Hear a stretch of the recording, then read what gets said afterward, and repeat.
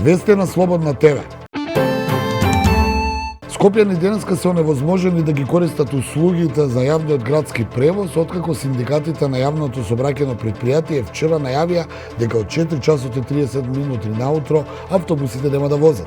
Проблемот со неисплатените плати на вработените во ЈСП вчера беше тема и на моредната седница на Советот на град Скопје, каде доцна попладното беше изгласана иницијатива со која се побара од градоначалничката на град Скопје до петок до 12 часот да достави одлука за прераспределба на средства за да се исплатат платите.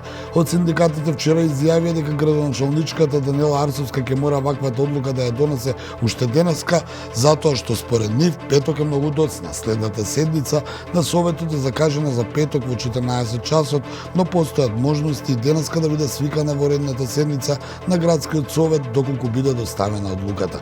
Советниците во градот Скопје вчера меѓусебно се обвинуваа кој е виновен за состојбата во која е доведено ова јавно предпријатие.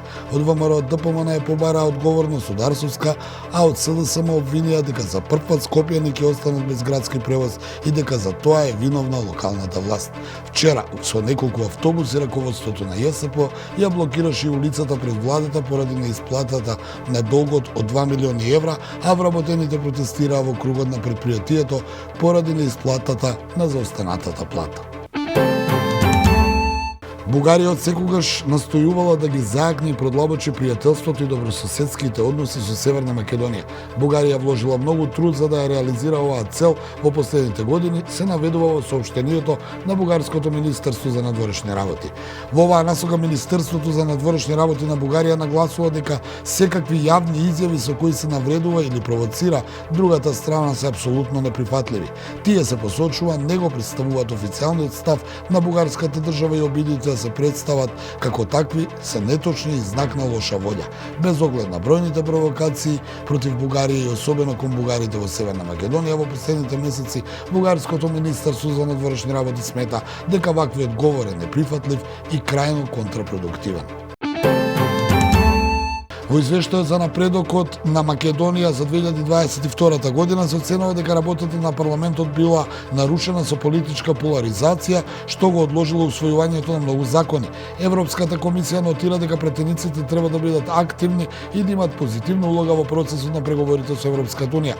Европската комисија нотира дека се потребни заеднички и брзи напори од сите партии како приоритетни чекори за зајакнување на улогата на парламентот како форум за конструктивен политички диалог, особено за реформската агенда на Европската унија.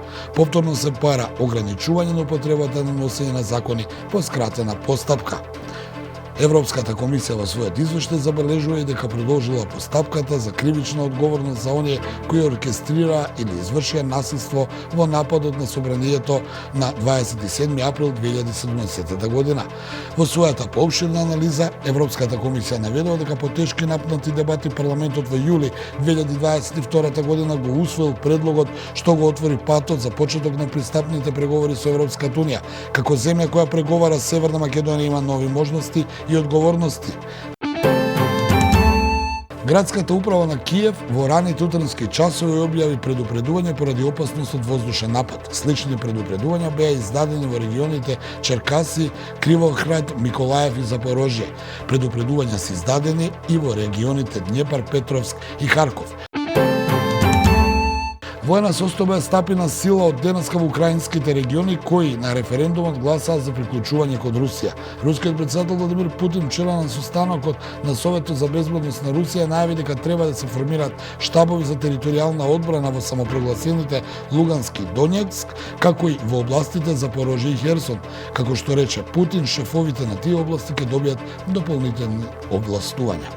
Воената состојба во тие области предвидува евакуација на економски, социјални и културни објекти, како и привремено преместување на жителите во безбедносните области и воведување посебен режим за влез и излез од територијата, како и ограничување на слободата на движење, конфискација на имотот неопходен за потребите на одбраната со последователна исплата од државата, забрана за напуштање на граѓаните на државата. Германскиот претседател Франк Волтер Штајнмајер ја откажа денешната посета на Киев поради безбедносни причини. Тој бил советуван да не замине во Киев од страна на германските служби и Министерството за надворешни работи.